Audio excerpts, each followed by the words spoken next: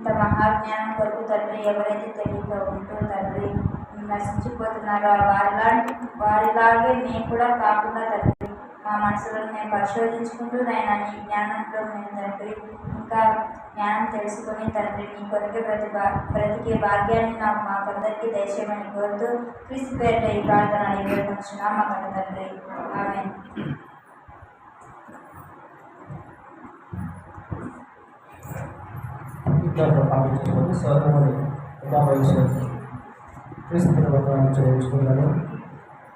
మనకు తొమ్మిది ఈ ప్రశ్న ప్రాంతంలో ప్రతి ఒక్కరూ చేసుకొచ్చుకోండి.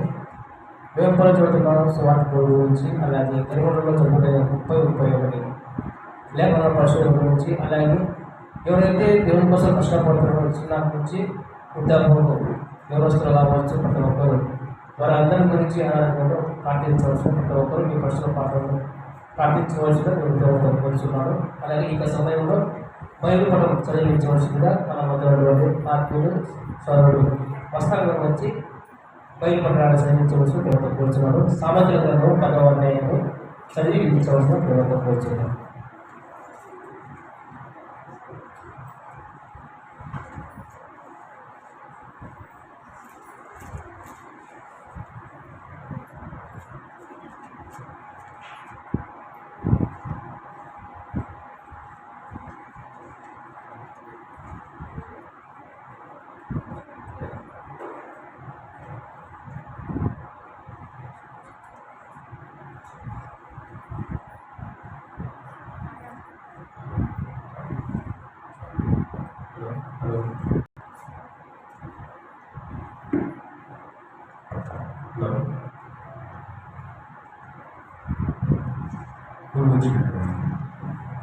సంఘానికి అలాగే సంఘం నడిపిస్తున్నటువంటి దైవ సేవకులకు తీసుకుంటూ తెలుపుతున్నాను.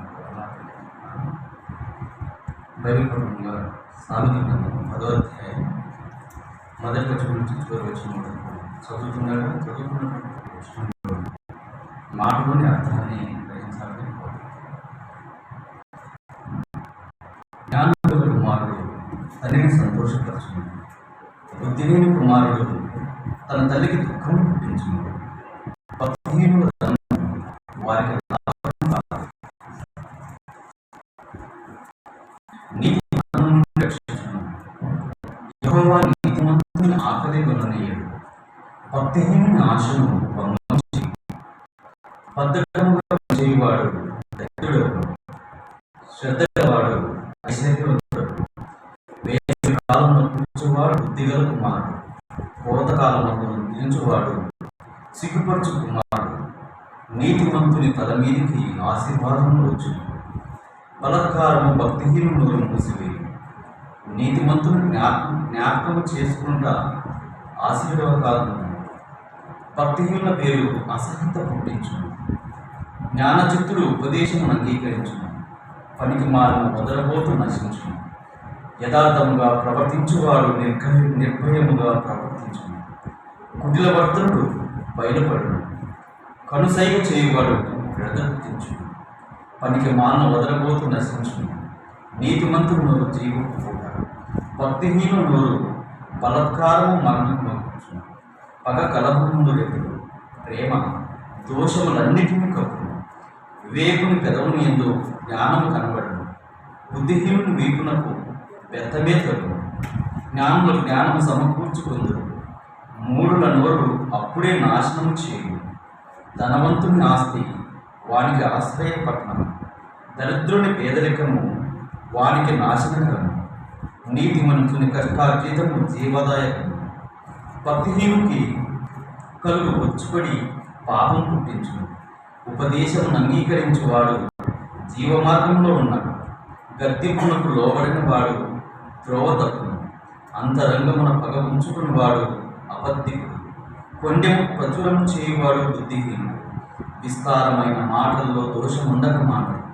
తన పెదవులను మూసుకున్న వాడు బుద్ధిమంతుడు. నీతిమంతుని నాలుక ప్రశస్తమైన వెండి వంటిది. భక్తిహీనుల ఆలోచన పనికి మానడు. నీతిమంతుని పెదవులు అనేకులకు ఉపదేశించును. బుద్ధి లేకపోవట చేత మూఢులు చనిపోడు. యెహోవా ఆశీర్వాదము ఐశ్వర్యం ఇచ్చును.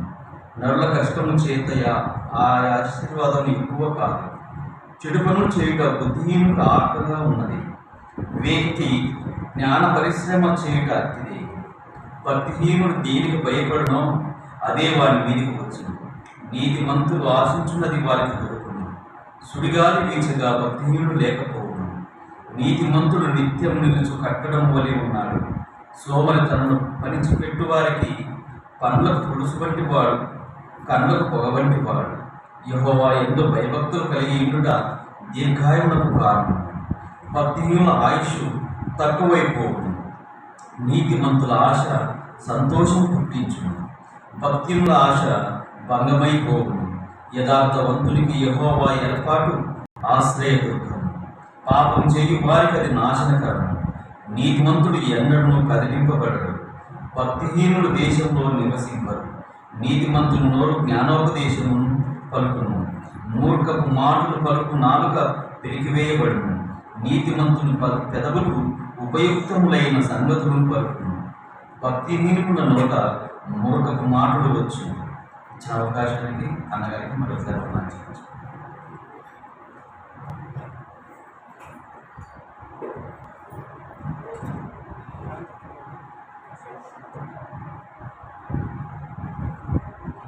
మనం చెల్లించుకోండి. సార్ మస్తాన్ గారికి క్రిస్తుల వందనాలు చెల్లించుకుంటున్నారు.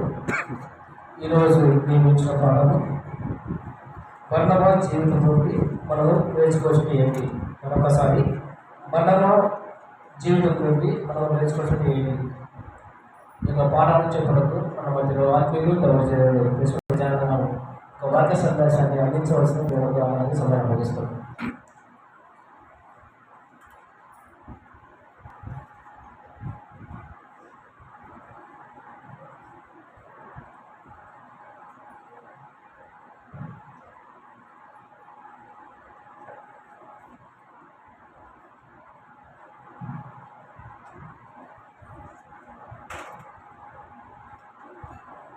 ప్రార్థన చేసుకున్నట్టు తలలో ఉంచండి. మహోన్నతుడు అయిన మా ప్రియ పరలోకపు తండ్రి, పరిశుద్ధుడు అయిన దేవ, మీరు ప్రేమించారు. రాత్రికాల సమయంలో సంగముగా సహవాసముగా మీ సన్నిధిలో కూడుకునే భాగ్యాన్ని మీరు మాకు అనుగ్రహించినందుకు వందనాలు. మరి ఇలాంటి భాగ్యాన్ని ఎంతోమంది పోగొట్టుకున్నప్పటికీ మేము పోగొట్టుకోనకుండా మీ సన్నిధిలో గడిపే భాగ్యాన్ని మీరు ఇచ్చారు తండ్రి. మరి ఈ సన్నిధిలో ఈ రాత్రికాల సమయంలో చెప్పుకోబోతున్న మాటల ఎందులో తోడుగా ఉండండి. అలాగే మరి మీ పిల్లలు మిమ్మల్ని ప్రేమించారు, మీ వాక్యాన్ని నేర్చుకోవాలని వచ్చారు. మరి వచ్చిన మీ పిల్లలందరికీ ఎలాంటి మాటలు అవసరమో వారి ఆత్మీయ జీవితానికి బలపడడానికి, మీలో పరిపూర్ణంగా జీవించడానికి మీ మాటలను మీరే వినిపించండి. చెబుతున్న ప్రతి మాటను గ్రహిస్తూ అర్థం చేసుకుంటూ వాటి మీద శ్రద్ధ నిలిపి ఆయన మరి మీ పిల్లలందరూ మరి చక్కగా ఉన్నతంగా జీవించే భాగ్యాన్ని ప్రసాదించమని కోరుతూ మరి మీ పిల్లలకు అర్థమైన రీతిలో మీ మాటలను వివరించి చెప్పగలిగే సమయోచితమైన జ్ఞానాన్ని, మీ ఆత్మ సహాయాన్ని నాకును అనుగ్రహించమని కోరుతూ క్రీస్తు పేరిట ఈ ప్రార్థన మీకు సమర్పిస్తున్నాం తండ్రి. ఆమేన్. ప్రభునందు చేరి వచ్చిన సంఘ సభ్యులైన మీకందరికీ మన ప్రభువును రక్షకుడైన యేసుక్రీస్తు వారి నామంలో శుభములు, వందనాలు తెలియజేసుకుంటున్నాను. అలాగే మరి వైస్ ప్రిన్సిపల్గా ఉన్న జాన్ గారికి, కమిటీ సభ్యులకు కూడా నా ప్రత్యేకమైన వందనాలు తెలియజేసుకుంటున్నాను. ప్రేమైన వాళ్ళారా, మరి ఈ గురువారపు బైబిల్ తరగతిలో మరి క్రొత్త నిబంధనలో మరి ఎంతో ఆనాటి సంఘములో సంఘ సభ్యులుగా ఒక ఉన్నతమైన స్థానానికి ఎదిగిన బర్నబా గారి జీవితాన్ని ఈరోజు మనం ఆలోచిద్దాం. మరి అంతకంటే ముందుగా మరి గురువారము క్లాసుల్లో ఎగ్జామ్ రాసేవాళ్ళు మరి మీకు ఏ పాఠం అయితే అవసరమో, ఏదైతే కష్టంగా ఉందో ముందుగానే మీరు చెప్పగలిగితే అది గురువారపు క్లాసులో చెప్పబడుతుంది కనుక మరి మీరు ముందుగా తెలియజేస్తే ఏ పాఠం మీకు అవసరమో అది మీరు ముందుగా తెలియజేస్తే అది చెప్పబడును కనుక ఎగ్జామ్ రాసేవారు ఇది గమనించి మరి ముందుగా సిలబస్లో ఉన్న వాటిని గురించి చెప్పవలసిందిగా కోరుతున్నాను. ఆదివారం మీరు ఆరాధనకు వచ్చినప్పుడైనా అలాగే మరి ఈ గురువారం అయినా మీరు పాఠాలు ఏ పాఠాలు మీకు అవసరం అనేది తెలియజేస్తే అది చెప్పబడుతుంది కనుక ఇది గమనించండి. అలాగే మరి ఈ నెల 21 వేంపల్లెలో పరిచర్య నిమిత్తం ప్రార్థించండి. అలాగే 30-31 అది లేఖనాల పరిశోధన సదస్సు కాదు, 2 దినాల కూడికలు, సువార్త కూడికలు. మరి న్యూ కాలనీలో మరి పోయిన ఆదివారం మీకు అనౌన్స్మెంట్ చేసే ఉంటారు. సహోదరులు ప్రసాద్ అలాగే సాగర్ వారు ముందుకు వచ్చి కూడికలు పెడుతున్నారు కనుక మరి ఆ 2 దినాల కూడికల నిమిత్తం కూడా మీరు ప్రార్థించండి. అలాగే మరి రామయ్య శోభ దేవుడు వారికి ఇచ్చిన 2వ గర్భఫలం పాప నిమిత్తం కూడా మరి ఇప్పటికే మీకు తెలిసి ఉంటుంది. పాప ఆరోగ్యం నిమిత్తం కూడా మీ పర్సనల్లో ప్రార్థనలో జ్ఞాపకము చేసుకోండి.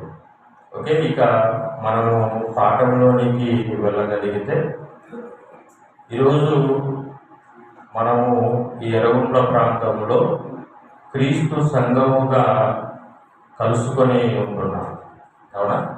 క్రీస్తు సంఘముగా ఈ క్రీస్తు సంఘములో సంఘ సభ్యులుగా మనమందరము ఉంటున్నాం. మరి ఈ క్రీస్తు సంఘ సభ్యులుగా ఉంటున్న మనము ఎలాంటి లక్ష్యంతో సంఘములో ఉండాలి? అవునా? బాగా ఆలోచించండి. ఈరోజు సంఘ సభ్యులముగా మనము ఈ వాక్యాన్ని మనం వినే కొద్దీ మనలో ఏం రావాలి అంటే చేంజ్ అవుతూ రావాలి, మార్పు అనేది రావాలి, ఇంప్రూవ్మెంట్ అనేది రావాలి. అలాగ వస్తుంది అంటే వాక్యము నీలో బలంగా బాగా పని చేస్తుంది అని అర్థం. నీలో ఇంప్రూవ్మెంట్ లేదు, చురుకుదనం లేదు, అలాగే పని పట్ల ఆసక్తి లేదు అంటే అర్థం ఏంటి అంటే నువ్వు సరైన విధంగా వాక్యానుసారంగా మనము నడుచుకోలేదనే చెప్పాలి. కనుక ఈరోజు క్రీస్తు సంఘములో సభ్యులముగా ఉన్న మనము ఎలాంటి లక్ష్యముతో సంఘములో ఉండాలి? ఎలాంటి లక్ష్యంతో ఉండాలి అంటే లక్ష్యం ఒకటి, మనకు ఒక లక్ష్యం మనం ఉంటుంది అనుకోండి. ఆ లక్ష్యం కోసం మనం ఏం చేస్తాం?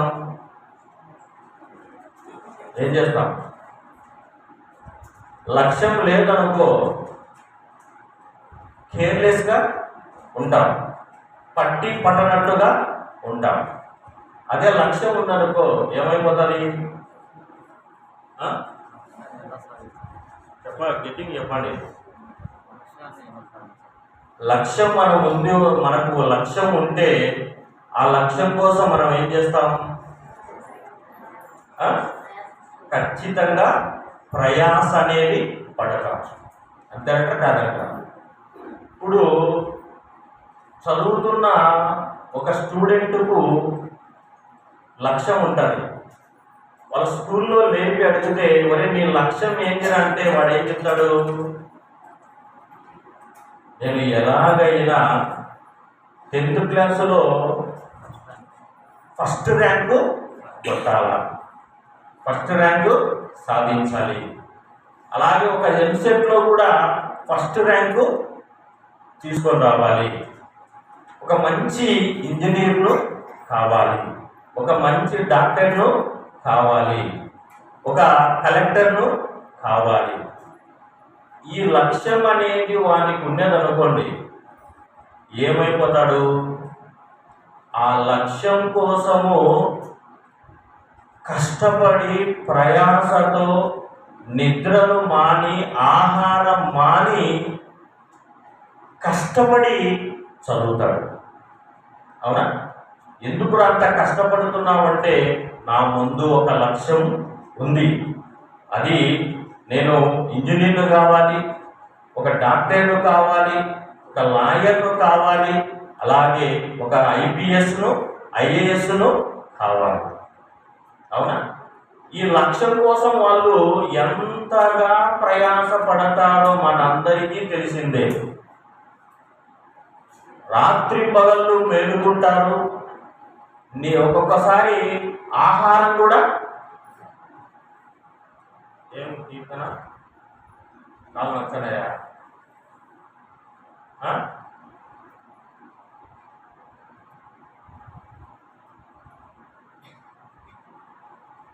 దానికోసము వాళ్ళు చాలా ప్రయాసపడతారు. ఏమంటే ఎందుకు అంత కష్టపడుతున్నామంటే వాళ్ళ ముందు ఒక లక్ష్యము ఉంది. అవునా? ఇప్పుడు సంఘ సభ్యులుగా సంఘములోనికి వచ్చిన మనందరికీ ఎలాంటి లక్ష్యం ఉండాలి?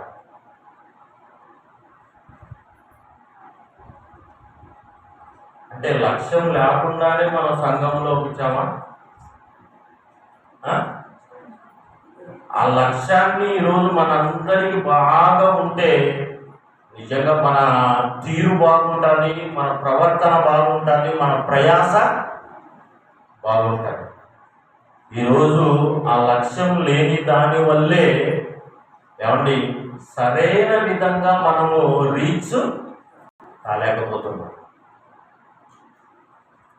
ఏం లక్ష్యం పెట్టుకుండాలి మనం?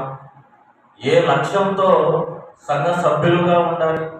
ఏ లక్ష్యంతో మనము సంఘ సహవాసంలో కొనసాగాలి?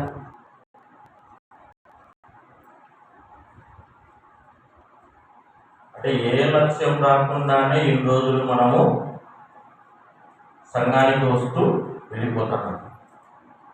అవునా? చెప్పండి, ఏ లక్ష్యంతో ఈరోజు మనం సంఘంలోనికి రావాలి? పరలోకానికి చేరాలి. Okay, very good.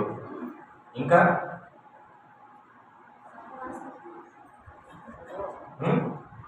అంటే పరలోకానికి చేరాలనే లక్ష్యం ఉంటే ఎక్కడ కూడా మనకు నిర్లక్ష్యం అనేది ఉండదు. ఇప్పుడు మనకు నిర్లక్ష్యం ఉందా లేదా?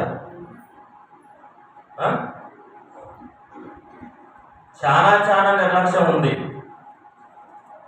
మరి లక్ష్యం నీకు అర్థమైపోతే నిర్లక్ష్యం ఎందుకు ఉంటుంది? ఇది ఒకటి. అంటే సంఘ సభ్యులుగా మనకు ఎలాంటి లక్ష్యంతో మనం పని చేయాలంటే నేను మరణించగానే పరలోకానికి అర్హతను నేను సంపాదించాలి. ఇది మొదటిదైతే.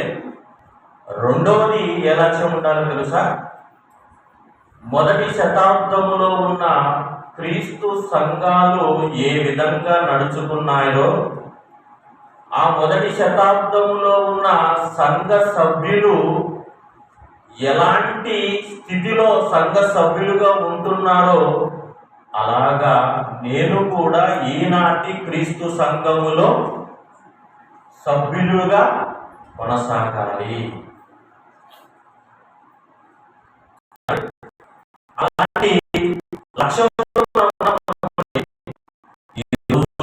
మనం కూడా వారి మార్గాలలో నడిచేయడానికి అవకాశము ఉంది.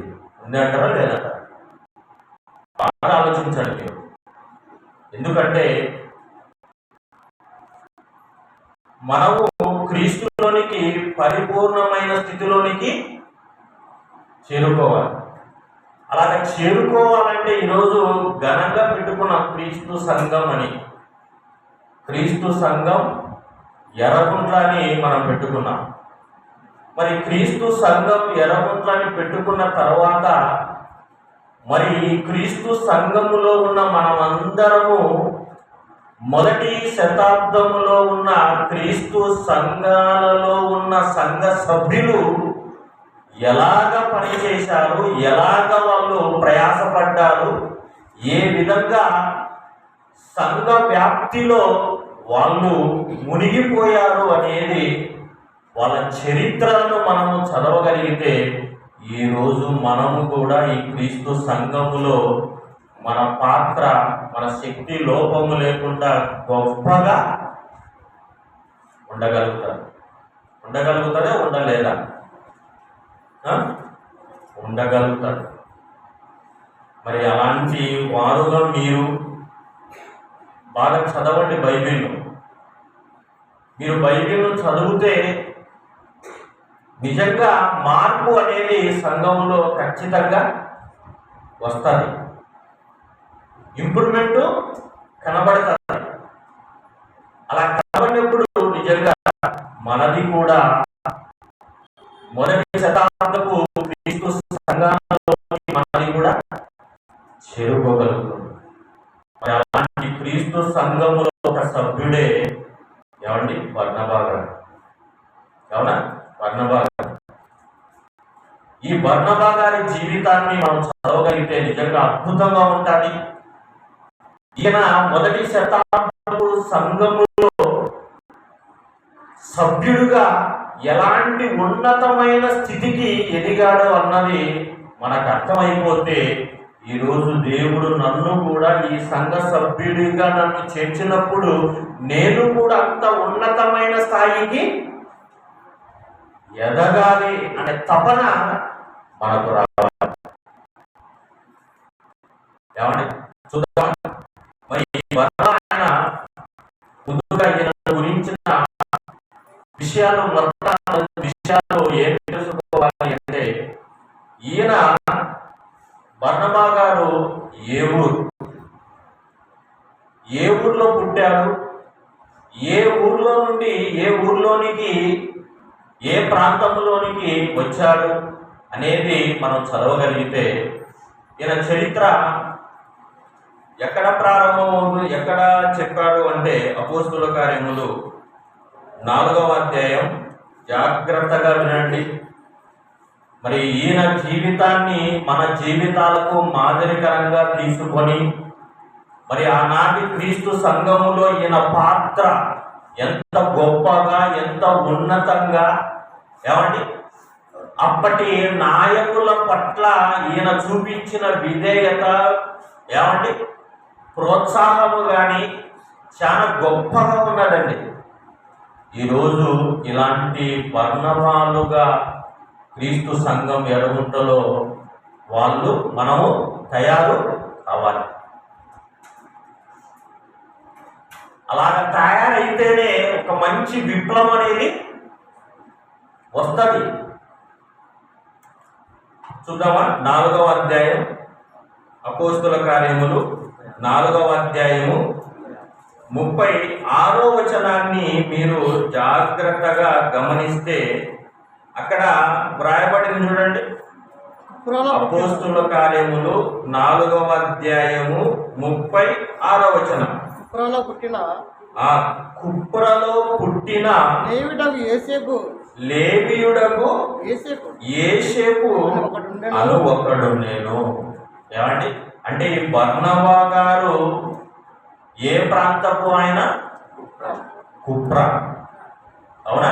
కుప్రలో అనే ప్రాంతములో ఈయన సొంతూరు. మరి కుప్రలో పుట్టిన ఈయన ఎక్కడికి వచ్చి స్థిరపడ్డాడు అంటే యెరూషలేముకు వచ్చి ఆయన స్థిరపడ్డాడు. అవునా? ఈరోజు మనం కూడా మనం ఏ ప్రాంతంలో ఉన్నాము అంటే మనము ఎర్రగుంట ప్రాంతంలో ఉంటున్నాం. అవునా? మరి ఎర్రగుంట ప్రాంతంలో ఉంటున్న మనము ఏ విధంగా క్రీస్తు సంఘములో ఉంటున్నామో, బర్నబా గారు కూడా ఆయన ఊరి ఏంటి అంటే కుప్ర. ఆ కుప్రలో నుండి ఎక్కడ స్థిరపడ్డాడు? యెరూషలేములో స్థిరపడ్డాడు. ఇది మొదటి విషయం. అయితే ఇక ఈయన అసలు పేరు ఏంది అనేది మనం చదవగలిగితే అదే అక్కడే కింద వ్రాయించాను చూడండి. కుప్రాలో పుట్టిన లేవిడకు యోసేపు ఈయన వంశం ఏది? ఏ వంశం? ఏ గోత్రంలో పుట్టాడు? లేవి గోత్రం. లేవి గోత్రములో పుట్టాడు. అవునా? లేవి గోత్రం దేనికి దేవుడు ప్రత్యేకించాడు? యాజకులనుగా దేవుడు మరి ఆ 12 గోత్రాలలో ఉన్న వారిని లేవి గోత్రానికి మాత్రమే యాజకత్వాన్ని ఇచ్చాడు. అంటే ఆ లేవి గోత్రములో నుండి వచ్చిన ఆయనే బర్నబా గారు. మరి ఈయన లేవి గోత్రము, అలాగే ఈయన అసలు పేరు ఏంటి? యోసేపు. యేషేపు అని. అంటే బర్నబా గారి అసలు పేరు యేషేపు. ఈయన బర్నబా గారు పుట్టింది కుప్రాలో, అలాగే ఈయన స్థిరపడింది యెరూషలేములో. ఈయన సొంత మరి అసలు పేరు యేషేపు. ఏ గోత్రంలో పుట్టినవాడు? లేవి గోత్రంలో పుట్టాడు. ఏమంటే బాగుంది. ఇక మూడో విషయంగా మనము ఆలోచిస్తే మరి ఈయన అపోస్తుల వెంబడి మరి మొదటి సంఘము యెరూషలేములోనే కదా ప్రారంభమైంది. అవునా? ఆ యెరూషలేములో అప్పుడు ప్రధానంగా మరి పేతురు గారు ఉన్నారు, యాకోబు ఉన్నారు, యోహాను గారు ఉన్నారు. పెద్ద పెద్దలందరూ ఆ యెరూషలేము దేవాలయములోనే, ఆ యెరూషలేము సంఘములోనే ఉన్నారు. మరి వీళ్ళు ఈయనకు వాళ్ళతో తిరుగుతూ వాళ్ళతో పరిచర్యను జరిగిస్తున్నప్పుడు ఈయనకు ఒక పేరు పెట్టారు వాళ్ళు. ఏ పేరు? ఇతనికి అపోస్తలుడు ఇతనికి అపోస్తులు హెచ్చరిక పుత్రుడు అని అర్థమిచ్చు బర్నబా అని పేరు పెట్టి ఉండిరి. అంటే అపోస్తులు బర్నబా గారికి ఏ పేరు పెట్టారట? హెచ్చరిక పుత్రుడు. అంటే ఈయన అంటే ఎందుకు ఆ పేరు పెట్టిండొచ్చు చెప్పండి. ఏమండి? ఇంతకు అపోస్తులు ఎందుకు బర్నబా గారికి ఆ హెచ్చరిక పుత్రుడు అని పెట్టాడు అంటే అతని క్యారెక్టర్ను బట్టి, అతని ప్రవర్తనను బట్టి, అతని స్థితిని బట్టే ఎవరైనా పేరు పెడతారు. అంతే కదా? ఏమండి? అంటే వారిలో బర్నబాలో వీళ్ళకి ఏం కనబడిందంటే అంటే దేవుని పని పట్ల, దేవుని కార్యక్రమాలలో అంటే ఈయన ఎక్కువగా హెచ్చరికలు చేసే వ్యక్తి గనుక హెచ్చరిక పుత్రుడు అని పెట్టారు. ఆ మాటకు అర్థం ఏంటని పుట్టినట్లో ఉంది ఆడ, ఆదరణ పుత్రుడు. అంటే ఈయనలో మరొక మంచి గుణం ఉంది. ఏంది? ఆదరించే గుణం. అంటే ఈరోజు మనందరిలో కూడా ఉండవలసినది ఏంటి అంటే ఆదరించే గుణం ఉండాలి. అవునా? ఈ ఆదరించే గుణం లేకపోతే ఏమైపోతుంది అంటే అంత గందరగోళం అవుతుంది. కాబట్టి ఎవరినైనా మనము ఆదరించే వారముగా వారిని దగ్గరికి తీసి ఒక ఉన్నతమైన స్థితిలోనికి తీసుకొని వచ్చే వారముగా మనము ఉండాలి.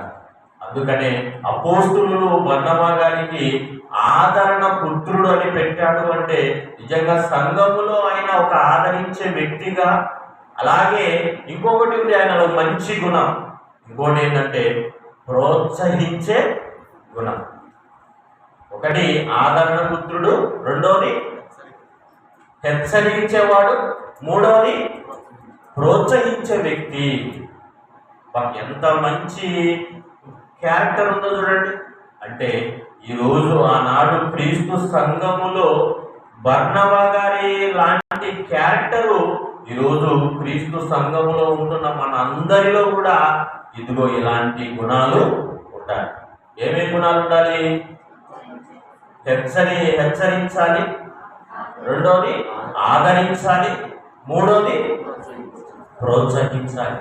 అలాగ చేస్తున్నాం అనుకోండి, ఏమండి, సంఘాభివృద్ధి ఎక్కడ కూడా వెనకపడనే పడదు.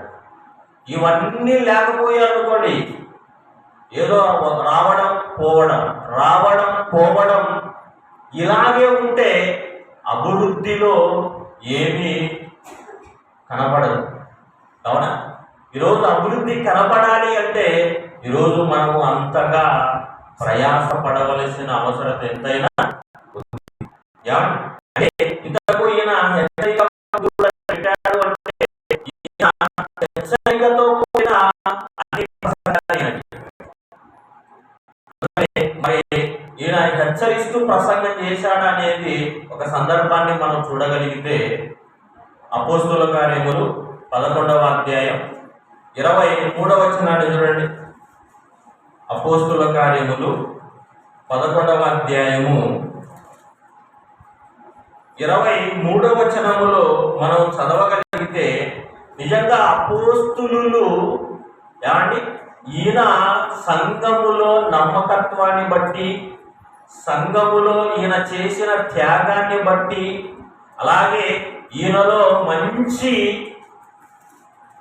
వాక్యోపదేశకుడైన, ఏమంటే మంచి చక్కగా చెప్పే వ్యక్తి అని గుర్తించి ఈయన మీద నమ్మకముతో యెరూషలేము సంఘము నుండి ఎక్కడికి సువార్త చేయమని పంపించారు అంటే అంతియొకయ సంఘానికి పంపించాడు. ఎవరు? పెద్దలు, అపోస్తులు. అంటే మేలు సంఘం, యెరూషలేము సంఘం. ఇతను ఏ సంఘములో సభ్యుడిగా ఉన్నాడు అంటే యెరూషలేము సంఘములోనే సభ్యుడిగా ఉన్నాడు. బర్నబా ఏ సంఘములో సభ్యుడు? యెరూషలేములో సంఘ సభ్యుడుగా ఉన్నాడు. మరి యెరూషలేము సంఘ సభ్యుడుగా ఉన్నప్పుడు ఈయన యెరూషలేము సంఘములో ఈయన పాత్ర ఎంతుంది, ఈయన ఎలాంటి వ్యక్తి అనేది అన్ని కనుక్కొనే ఒక ప్రాంతానికి సేవకు పంపించడము జరిగింది. అవునా?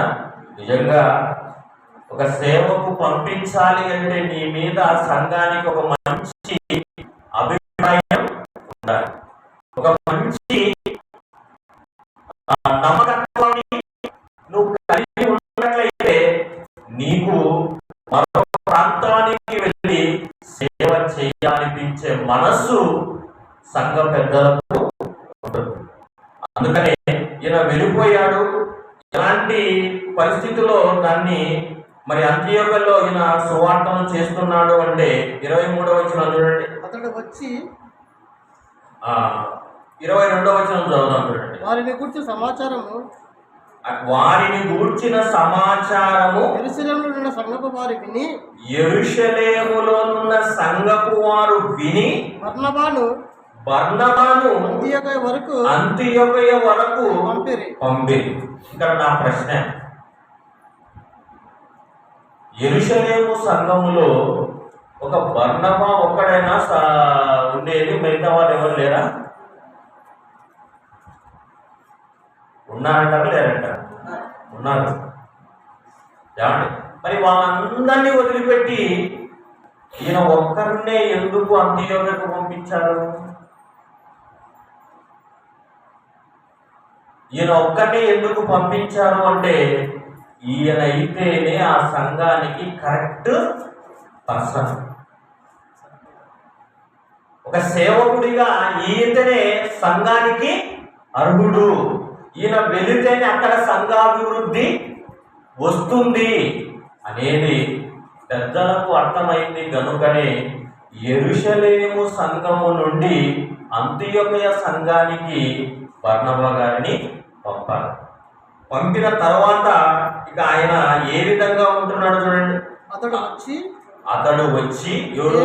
బర్నబా గారు బర్నబా గారు వచ్చి దేవుని కృపను చూచి దేవుని కృపను చూచి సంతోషించి ప్రభువును స్థిర హృదయంతో హత్తుకొనవలెనని అందరిని హెచ్చరించెను. అంటే అంతియోకయలో ఉన్న వారిని అందరినీ ఏ విధంగా హెచ్చరిస్తున్నాడు? బ్రతిమాలి చెప్పలేదు, ఆయన బుజ్జగించి చెప్పలేదు.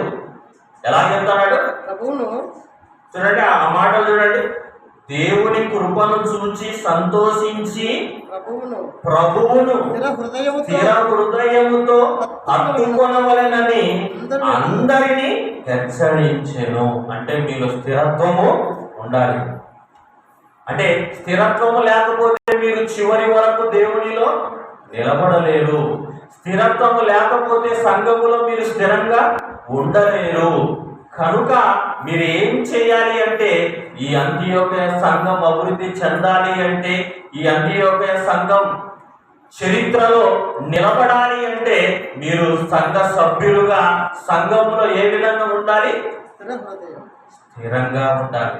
స్థిర హృదయముతో హత్తుకొని ఉండాలి అని నిజంగా వాళ్ళను హెచ్చరించి చెబుతున్నాడు. అంటే నిజంగా ఈయన హెచ్చరిక పుత్రుడేనా? హెచ్చరిక పుత్రుడే.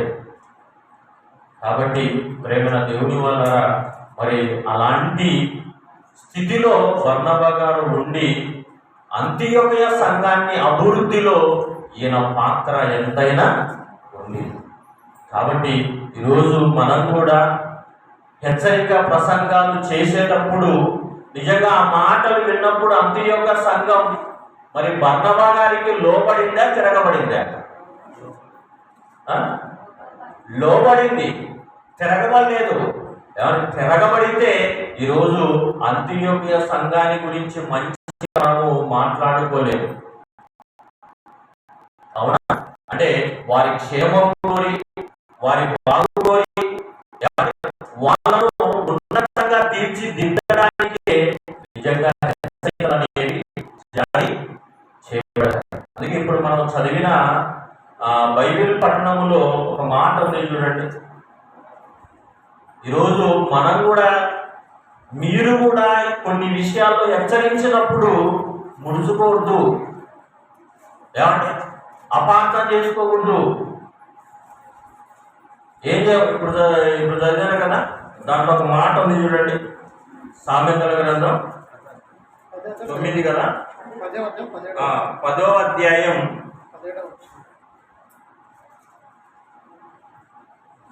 17వ వచనం చూడండి. ఉపదేశమును అంగీకరించువాడు జీవ మార్గములో ఉన్నాడు, గద్దింపునకు లోబడని వాడు త్రోవ త్రప్పును అన్నాడు. అంటే గద్దింపు ఎందుకు గద్దిస్తారు? ఎందుకు గద్దిస్తారు? సరైన త్రోవలో ఉండాలి అని, నువ్వు క్రమశిక్షణగా ఉండాలి అని. సంఘం అంటే ఇది క్రీస్తు సంఘం అని, దీనిలో ఒక క్రమ పద్ధతిగా, ఒక క్రమశిక్షణగా దేవుని ఇంటిలో మనం ఏ విధంగా నడుచుకోవాలో అని ఒక సేవకుడిగా చెప్పినప్పుడు, గద్దించినప్పుడు దానికి నువ్వు ప్రేమతో స్వీకరించాలే తప్ప మరొక విధంగా నువ్వు తీసుకోకూడదు. ఏమండి? అందుకని గద్దింపుకు లోబడని వాడు త్రోవ తప్పును. నేను త్రోవ తప్పుతాను అంటే దానికి ఎవరు కూడా చేయలేరు. అవునా? అంటే హెచ్చరికలు, గద్దింపులు ఎందుకు చేయాలి అంటే మంచి త్రోవలో మిమ్మల్ని నడిపించడానికే. మరి ఆనాడు బర్నబా గారు అంత్యోదయ సంఘానికి ఎందుకు గద్దించాడు, హెచ్చరించాడు అంటే వారిని మంచి త్రోవలో నడిపించడానికి. ఏమండి? అలాగే ఇక మరొక విషయాన్ని బర్నబా గారి జీవితం నుంచి మనం ఆలోచిస్తే, ఇప్పుడు మనం ఏమేమి నేర్చుకున్నాం? బర్నబా గారి జీవితం నుంచి ఏమేమి విషయాలు తెలుసుకున్నాం? ఒకటి, ఆయన కుప్రా వాస్తవ్యుడని, తర్వాత కుప్రా నుండి యెరూషలేములో స్థిరపడ్డాడు అని, రెండవది ఆయన అసలు పేరు యేసేపు అని, ఆయన లేవి గోత్రీకుడని, మూడవది అపోస్తులు ఆయనకు హెచ్చరిక పుత్రుడని పెట్టాడని, అలాగే ఆయన అంతియోకియలో నిజంగా ఆయనకు పేరు తగ్గట్టుగా పరిచర్య చేశాడని మనకు తెలిసిపోయింది. ఇక ఐదవదిగా ఈయన ఏ సంఘానికి సభ్యుడుగా ఉన్నాడు అంటే యెరూషలేము సంఘములో సభ్యుడుగా ఉన్నాడు. అవునా? ఆ మాట కూడా ఇదే 11వ అధ్యాయం, అపోస్తుల కార్యములు 11వ అధ్యాయం 22వ వచనములో చూడండి. వారిని గూర్చిన సమాచారము యెరూషలేములోనున్న సంఘపు వారు విని బర్నబాను అంతియోకియ వరకు పంపిరి. నాయన బర్నబా, ఇదిగో అంతియోకియలో అనేక మంది విశ్వసించారు. మరి విశ్వసించినప్పుడు వారిని నువ్వు ఇంకా అభివృద్ధి చేసి ఆ సంఘాన్ని విస్తరింప చేయాలి అని చెప్పినప్పుడు ఏమంటే పెద్దల మాట విని వెళ్ళిపోయారు.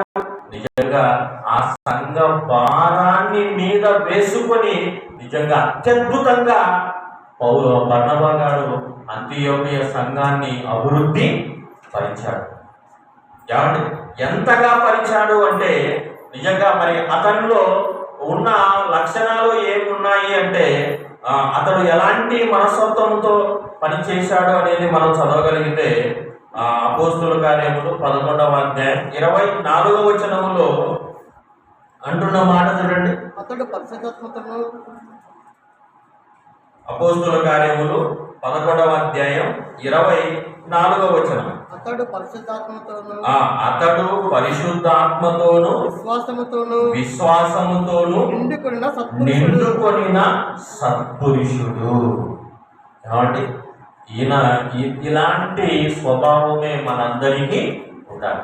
మనకు కూడా ఏముంది, మనం కూడా బాప్తీసాన్ని పొందుకున్నప్పుడు మనకేమొస్తుంది? పరిశుద్ధాత్మ అనే వరము, పరిశుద్ధాత్ముడు మనకు వస్తాడు. అలాగే విశ్వాసముతో, అప్పటి నుంచి విశ్వాసముతో ఉండాలి. అలాగా నిండుకొని సత్పురుషులముగా ఏమండి సంఘములో, సమాజములో పనిని చేయగలిగినట్లయితే నిజంగా మనకు కూడా మంచి రిజల్ట్ను రావడానికి అవకాశం ఉంటుంది. ఇలాగా సత్పురుషుడుగా, విశ్వాసంతో నిండుకొనిన వాడుగా మరి ఇటు యెరూషలేములో సంఘములో ఉన్నాడు, అటు అదే సంఘానికి వెళ్ళి అదే స్థితితో ఏమంటే సేవను ప్రారంభించాడు. అలాగా ప్రారంభిస్తూ అంచెలంచెలుగా ఎదుగుతూ ఆ సంఘ అభివృద్ధిని ఎంతగా ఉన్నాడు అంటే నిజంగా గొప్ప స్థితికి అంతియోకియ సంఘాన్ని తీసుకొని వెళ్ళాడు. అవునా? నిజంగా అంత స్థితికి తీసుకొని వెళ్ళాడు అంటే ఊరికనే అభివృద్ధి వస్తుందా? ఏమంటే అభివృద్ధి రావాలి అంటే ఊరికనే రాదు.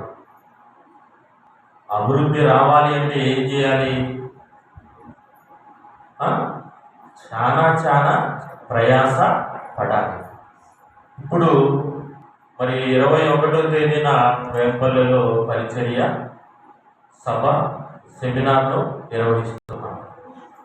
మరి అక్కడ సంఘాభివృద్ధిని మనము చేయాలి అంటే ఇక్కడికి వచ్చినట్టుగా వస్తే అభివృద్ధి జరుగుతుందా?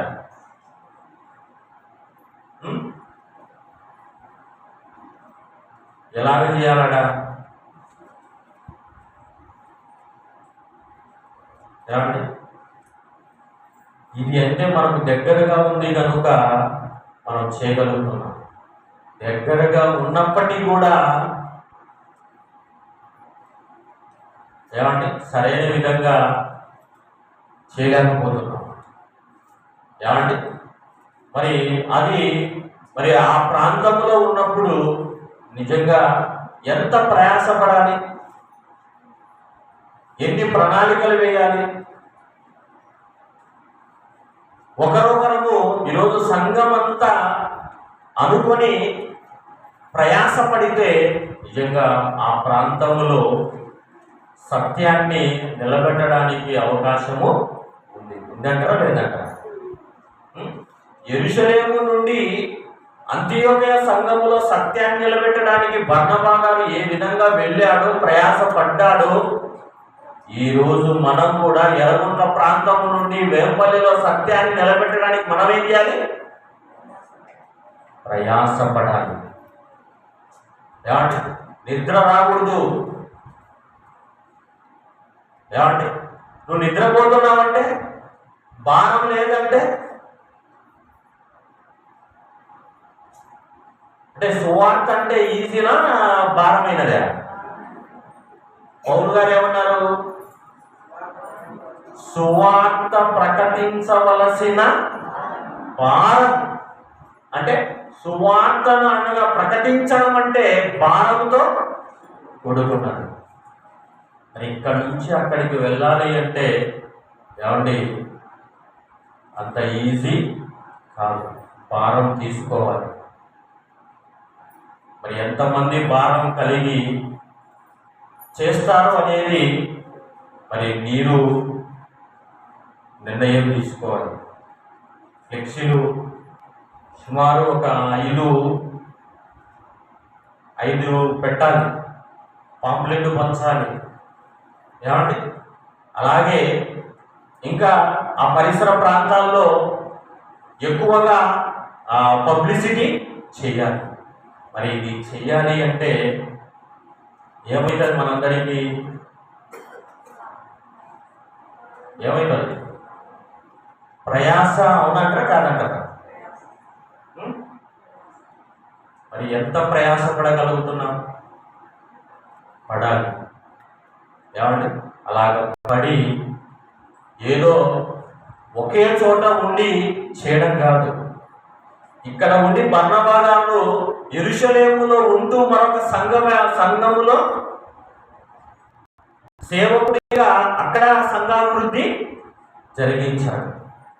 మరి ఈరోజు మనం కూడా అలాంటి అవకాశము వచ్చినప్పుడు ఏమంటే అందరము ప్రయాసపడాలనే మనసు కలిగి ఉండాలి. ఎట్లా చేద్దాం? ఎలాగపోదాం? ఏమంటే ఏ విధంగా రీచ్ అవుదాం? అవునా? ప్రణాళికలను వేసుకోవాలి, ప్రయాస పడాలి. అలాగ పడితేనే ఏమండి ఒక ఆత్మనైనా మనము కాపాడుకోగలం. అవునరా కాదంటారా? ఒక ఆత్మను బయటికి తీయాలి అంటే చాలా చాలా కష్టం ప్రేమైన వాళ్ళ. మరి అంత ఆత్మలను మనం పట్టాలి అంటే ప్రయాసపడంది ఏది కూడా కానే కాదు. కాబట్టి యెరూషలేము సంఘము నుండి అంతియోక్య సంఘములోనికి వెళ్ళి బర్నబా గారు ఎంతగా ప్రయాసపడ్డాడో ఈరోజు మనము కూడా ఎర్రగుంట్ల సంఘములో, క్రీస్తు సంఘములో ఉన్న మనము కూడా అక్కడికి వెళ్ళి ప్రయాసపడి కొన్ని ఆత్మలైనా ఈ సత్యములోనికి మనము నడిపించాలి. ఈ ఆదివారము ప్రసన్న మెసేజ్ విన్నారా? విన్నారా? వెళ్ళారు? లైవ్ చూసినారా? చూడలేదా?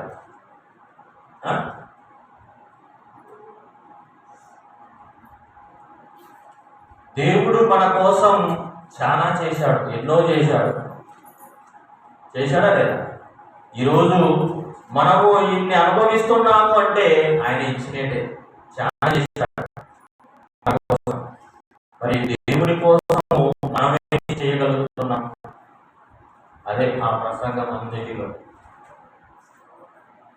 ఇన్ని గొప్పగా మన కోసం దేవుడు ఈ ప్రకృతిని, ఈ విశ్వాన్ని కలిగించి ఎన్నెన్నో గొప్పగా చేస్తే ఆ కన్న తండ్రి కోసం మనము కొన్ని అయినా చెయ్యకపోతే రేపు ఎలాగిస్తాడు పరలోకాన్ని?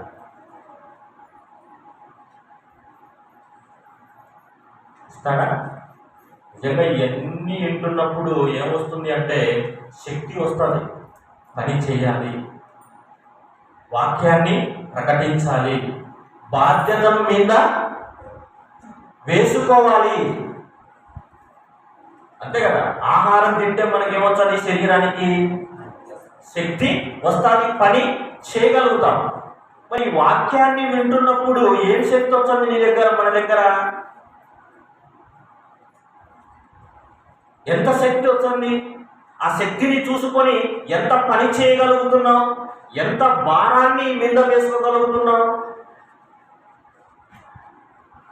నిజంగా అపోస్తులు బర్నబా గారి మీద పెట్టిన భారాన్ని ఏమండి ఖచ్చితంగా మోసుకుంటూ ఆ అంత్యొకయలో అనేకమైన ఆత్మలను ప్రభు వైపుకు త్రిప్పడములో ప్రయాస పడ్డాడు.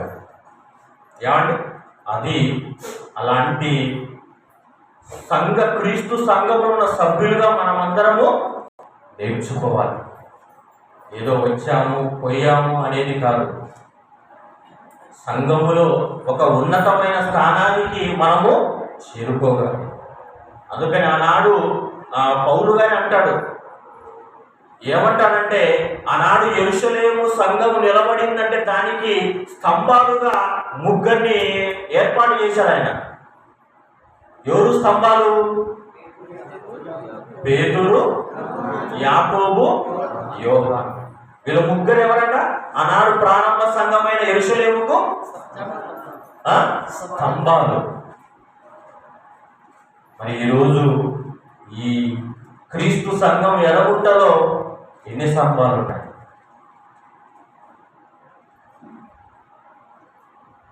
స్తంభాలు ఉన్నాయా? పొరక పుల్లలనే ఉన్నాయా? ఏమండి? అంటే మనం ఏ స్థితికి రావాలి అంటే స్తంభం స్థితిలోనికి రావాలి. అలాగ స్తంభాలుగా వాళ్ళు ముగ్గురు నిలబడ్డారు అంటే క్రీస్తు సంఘం అన్నాడు. ప్రారంభ సంఘం యెరూషలేములో ఊరికనే అంటారు స్తంభాలుగా, ఊరికే రాజుపరైన వాళ్ళ. మరి ఈరోజు ఇదిగో నేను కూడా ఇదిగో అలాంటి లక్ష్యముతో పని చేయగలిగితే నువ్వు కూడా ఒక స్తంభముగా ఉంటావు. ఏమండి? మరి బర్నబా గారు మీద నమ్మకముతో అపోస్తులు పంపించారు, అంత్యొకయలో చరిత్రను సృష్టించారు. ఏమండి? ఇంకొకట మరి మనము నేర్చుకోవడంలో ఉన్న విషయం ఏంటంటే, ఈరోజు అపోస్తులు పౌలు గారు ఆయన క్రీస్తు కనబడి నువ్వు నాకు మంచి సాధనగా మారాలి అన్నప్పుడు మరి పౌలు గారి మార్పును మొట్టమొదటిగా గుర్తించిన వ్యక్తి ఎవరో తెలుసా? ఎవరు అంటే అలాంటి అవకాశము బర్నబా గారి. చూడండి ఆ విషయం. నిజంగా పౌలు గారు మరి క్రీస్తు కోసం, క్రీస్తు ఖైదీగా మరి సువార్త వ్యాప్తిని చేయడంలో ఆయన మారిపోయాడు అని ఎవరిని గుర్తించిన వ్యక్తుల్లో ప్రథముడు ఎవడంటే ఈయనేనండి. చూడండి 9వ అధ్యాయం, అపోస్తుల కార్యములు 9వ అధ్యాయం 26, 27 వచనాలను మనం గమనిస్తే ఏమంటున్నాడు అక్కడ?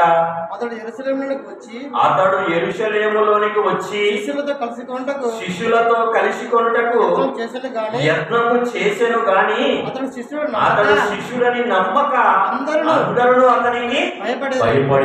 పౌలుకి అందరూ భయపడుతున్నారు, శిష్యునిగా ఎవరు స్వీకరించలే. ఏమండి?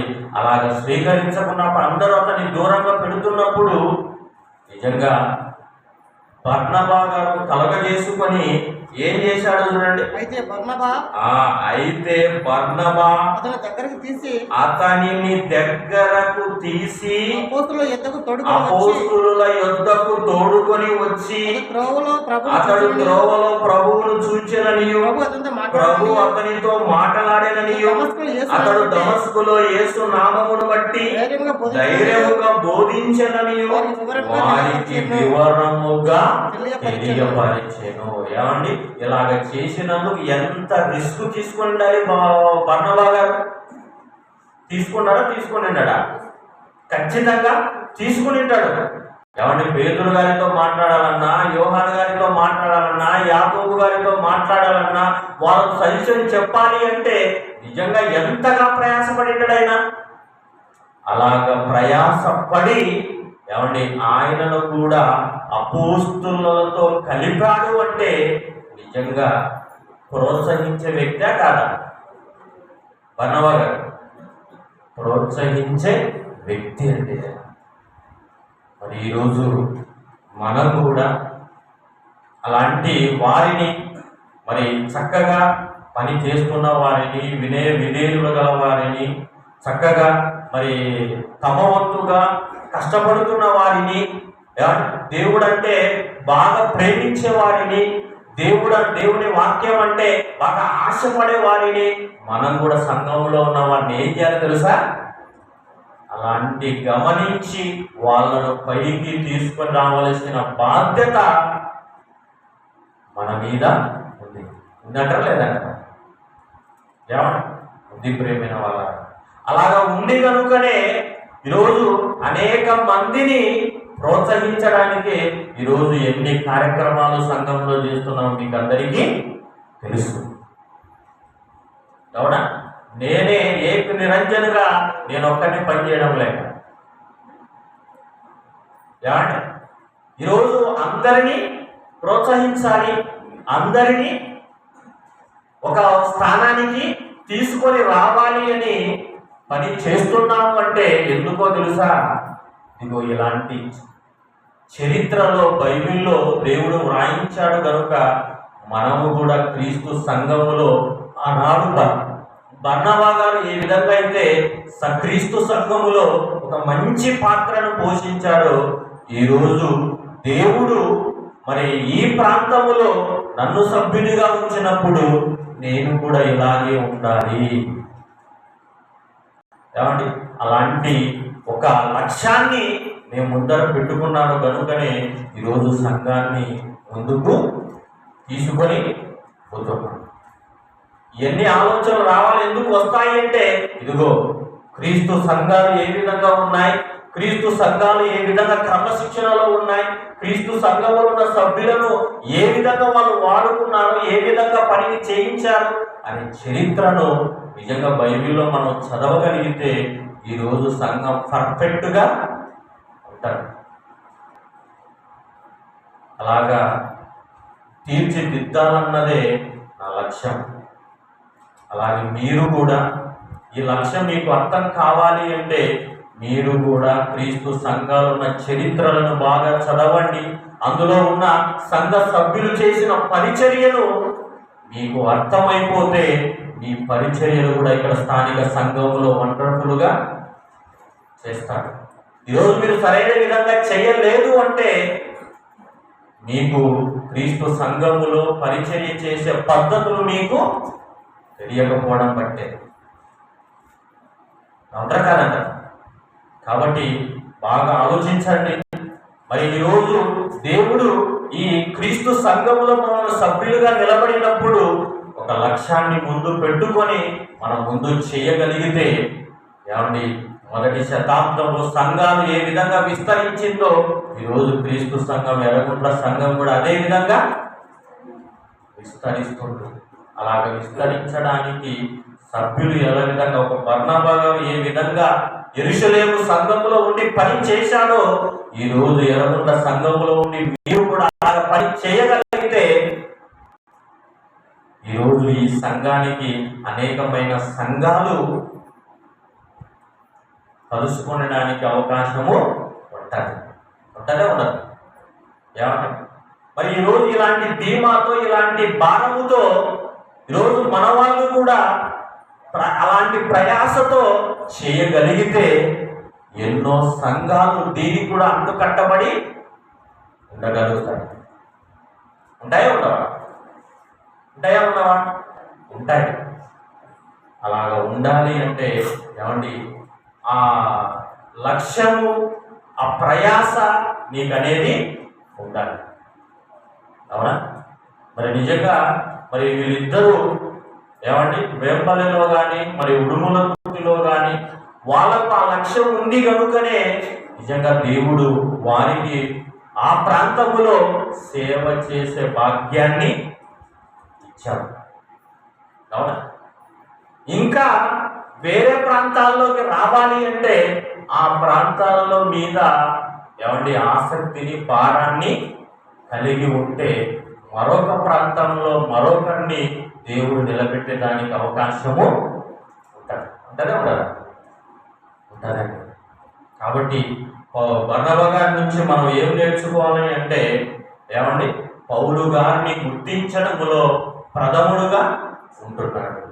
ఇక చివరిగా ముగించుకునే ముందు బర్నబా గారిలో ఉన్న ఒక మంచి గుణం ఏంటి అంటే అపోస్తులు అంతియోకు పంపించారు సేవ జరిగించడానికి. సేవ చేస్తూ ఆయన ఒక్కడిగా సేవ చేసే కెపాసిటీ ఆయనకు ఉందంటారా లేదంటారా? ఉంది.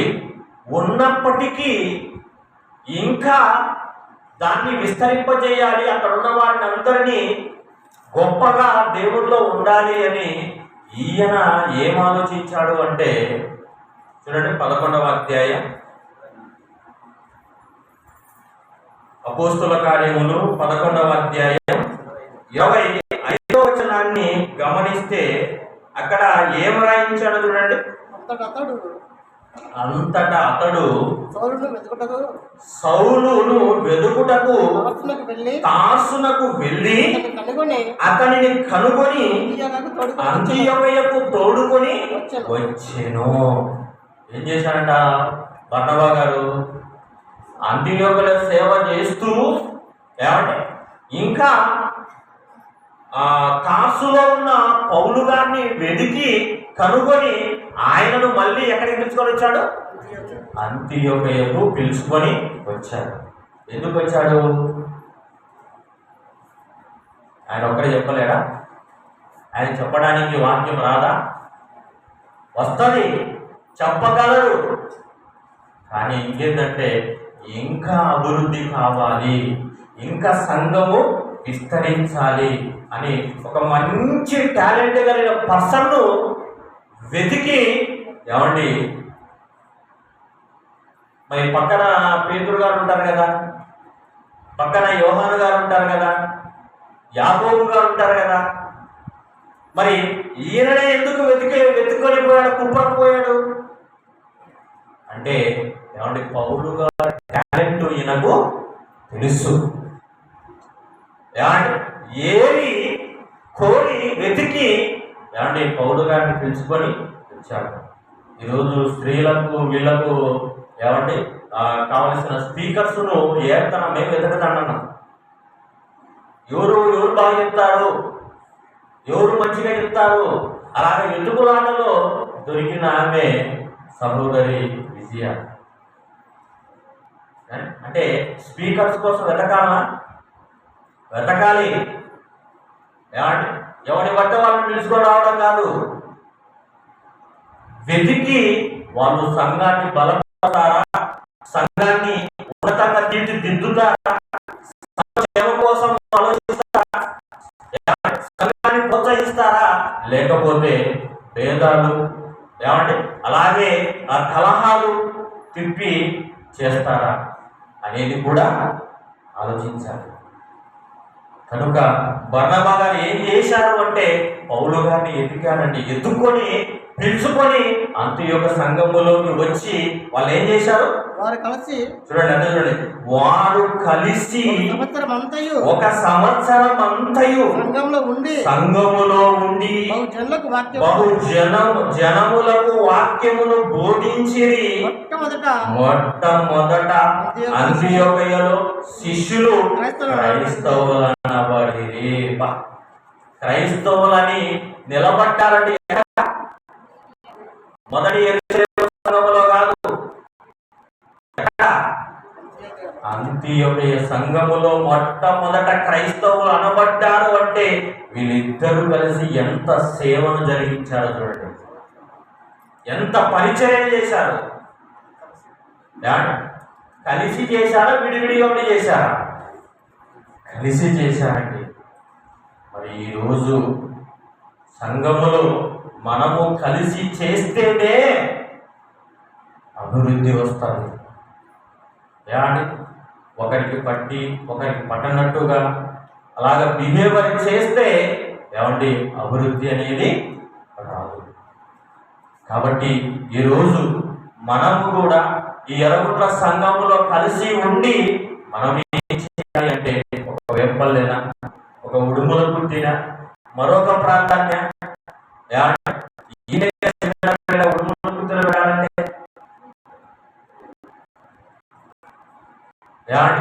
ఒక 40 కిలోమీటర్లు అనుకోండి, కానీ డబల్ అవుతుంది. ఏమంటే ఎంత ప్రయాసపడగలుగుతాం? ఇదే ఆ ప్రయాసం ఉండాలి ప్రేమైన వాళ్ళ. ఈరోజు నిజంగా ఈ చరిత్రను మనం చదువుతూ ఉంటే మనం ఎంత పని చేస్తున్నాం అనేది మనకు అర్థమై పోవాలి. గమనించండి, మీరు ఆలోచించండి. ఒక్కసారి దీర్ఘంగా బైబిల్లోనికి వెళ్ళి ఆ క్రీస్తు సంఘాల సభ్యులు ఏ విధంగా పని చేశారనేది ఆ కసి మీలో వస్తారు. మీకు రాలేదు అంటే మీరు వీటి మీద ధ్యాస పెట్టలేదనే అర్థం. నిజంగా ఇలాంటివి మనం ఆలోచిస్తే ఏమంటే అలాంటి భారాన్ని ప్రయాసను మనం మీద వేసుకుంటాం. అంటే పౌలు వర్ణభాలో ఉన్న ఒక మంచి లక్షణం ఏంటి అంటే, నేను ఒక్కనే ప్రయాసపడకోకుండా మరొక సేవకుణ్ణి పిలిపించుకొని సంఘములో కలిసి పరిచర్య జరిగించాలి. అందుకనండి నేను ఒక టైం టేబుల్, ఆ టైం టేబుల్ ప్రకారము ఏమంటే వెళుతున్నానంటే దేనికో తెలుసా? అభివృద్ధి కావాలి. ఏమంటే సంఘంలో ఉన్న వారి మనస్పర్ధాలు తెలియాలి. అలాగా మార్చి ఎలాగ చేస్తున్నావు మీకు అందరికీ తెలిసింది. ఎందుకు? దీని వెనకాల ఒక్కటే, సంఘం గొప్పగా అభివృద్ధి చెందాలి. క్రీస్తు సంఘాలలో ఒక సంఘముగా ఉండాలి.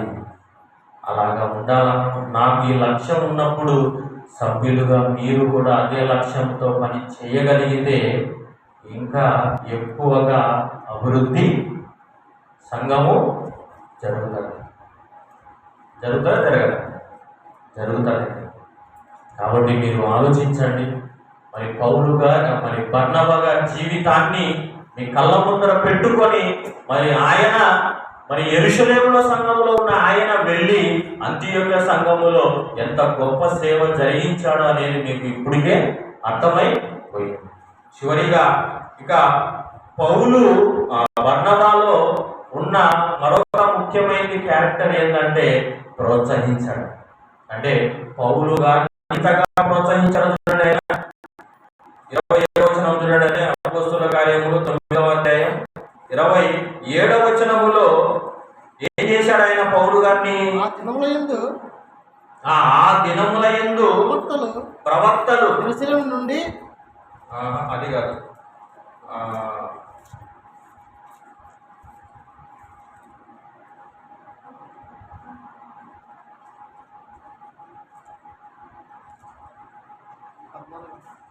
తొమ్మిదవ అధ్యాయం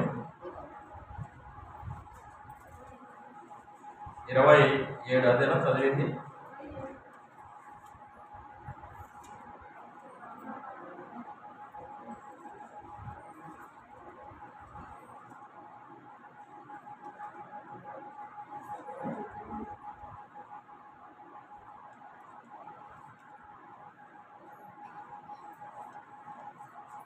అదే ప్రోత్సహించ 9వ అధ్యాయం 27వ వచనం చూడండి. 27 చదవండి.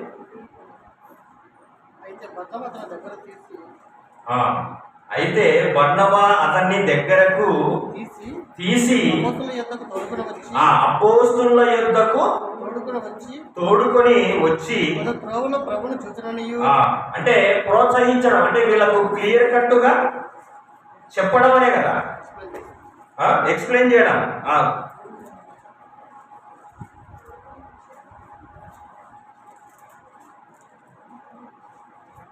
అదే అయితే బర్నబాతని దగ్గరకు తీసి అపోస్తుల యొద్దకు తోడుకొని వచ్చి అతడు త్రోవలో ప్రభువును చూచెననియు ప్రభు అతనితో మాట్లాడిననియు అతడు దమస్కులో యేసు నామమును బట్టి ధైర్యముగా బోధించననియు వారికి వివరముగా తెలియపరచెను. అతడు యెరూషలేములో వారితో కూడా వచ్చుచు పోవుచు ప్రభువు నామమును బట్టి ధైర్యముగా బోధించుచు గ్రీకు భాషలు మాట్లాడు యూదులతో మాట్లాడుచు తర్కించుచు నుండెను. ఇలాగ చేశాడు అంటే బర్నబా గారు పౌలు గారిని ప్రోత్సహించకపోతే ఇలాంటి పరిస్థితి జరిగేదా? జరిగేది కాదు. వారి దగ్గరే తీశాడు, అపోస్తులతో కలిపాడు, ఇక నువ్వు సేవను జరిగించు అని ప్రోత్సహించాడు. కనుక నిజంగా పౌలు గారు అంత చరిత్రను సృష్టించాడు. అంటే అలాగ చరిత్రను సృష్టించడానికి మూల కారణం ఎవరు అంటే నిజంగా ప్రారంభములో బర్నబా గారు పౌలు గారికి చేసిన ప్రోత్సాహం. అలాగే మరి ఈరోజు మరి మన సంఘం నుండి మరి ఇద్దరు సహోదరులు మరి ఇతర ప్రాంతాలలో సేవలు జరిగిస్తున్నప్పుడు మనం కూడా ఏం చేయాలి? వాళ్ళను ప్రోత్సహించి ఆ ప్రాంతాలలో వాళ్ళు అభివృద్ధి చెందేటట్టుగా మన వంతుగా కృషి చేయాలి. అవునా? అది చేయడానికే ఈరోజు మనమందరము ఏమంటే ఆర్థిక సహకారాన్ని అందించి సెమినార్ అక్కడ పెడుతున్నామంటే మనం ఏం చేస్తున్నట్టు? వాళ్ళను ప్రోత్సహిస్తున్నట్టే కదా. ఏమండి? ఇలాగ ప్రోత్సాహపరుస్తూ బలపరుస్తూ ఇంకా మనం అందరము నిలబడితే, అన్ని కుటుంబాలు నిలబడితే ఈరోజు ఎన్నో ఈ సత్యం తెలియని ప్రాంతాలలో ఈ సత్యానికి అవకాశాలు దొరుకుతాయి. అలాగ దొరకాలి అంటే మనం ఏం చేయాలంటే ఎక్కువగా ప్రయాస పడాలి ప్రేమైన వాళ్ళ. కాబట్టి బర్నబా గారి జీవితం నుండి మనం నేర్చుకునే విషయాలు ఇవన్నీ. కాబట్టి ఆయన ఒకటి ప్రోత్సాహపరిచే వ్యక్తి, అలాగే పరిచర్యలో ముందుకు నడిపించే వ్యక్తి, తర్వాత హెచ్చరిక పుత్రుడు, ఆదరణ పుత్రుడు. ఈ విధంగా ఇంత మంచి లక్షణాలు బర్నబాలో మనము చూశాము. మరి బర్నబా జీవితాన్ని మనము ఆదర్శవంతంగా తీసుకొని మరి ఆయన యెరూషలేము సంఘములో ఉన్న సభ్యుడిగా ఉన్న ఆయన నిజంగా అంతియోక సంఘానికి వెళ్ళి ఆ తర్వాత వీళ్ళిద్దరూ పౌలు బర్నబాలు ఎంత సేవ జరిగించాడో మనకు చరిత్ర తెలుసు. వాళ్ళు ఎవరెవరిని ఎండబెట్టుకొని ఏ విధంగా అయితే పరిచర్య జరిగించారో ఈరోజు మనము కూడా అలాగే జరిగిస్తే సంఘము విస్తరింపబడుతుంది. లేదంటే ఎక్కడ వేసిన గొంగలి అక్కడే ఉంటుంది. కాబట్టి అలాగ విస్తరించాలి అంటే ఇదిగో మనం ఈ చరిత్రను ఆధారం చేసుకొని గొప్పగా పరిచర్యను జరిగించాలి. అలాగా క్రీస్తు సంఘాల చరిత్రలో మన సంఘం కూడా ఉండడానికి ప్రయాస పడాలి. ఆలోచించండి, మంచి నిర్ణయాన్ని తీసుకోండి. సంఘములో అభివృద్ధిగా ఒక స్తంభాలుగా మీరందరూ నిలబడండి. ప్రార్థన చేసుకోండి. ప్రేమ కలిగిన మా తండ్రి, పరిశుద్ధమైన దేవ, కొందనాలు ఆయన చెప్పబడిన మాటలన్నిటినీ ఆయన అది మీ పిల్లలు అర్థం చేసుకొని మరి మొదటి శతాబ్దపు క్రీస్తు సంఘాలలో సభ్యులు ఏ విధంగా ఉండి పరిచర్య చేశారు, ఆ విధంగానే మేమందరము మరి ఎర్రగొంట్ల క్రీస్తు సంఘములో సభ్యులముగా సేవ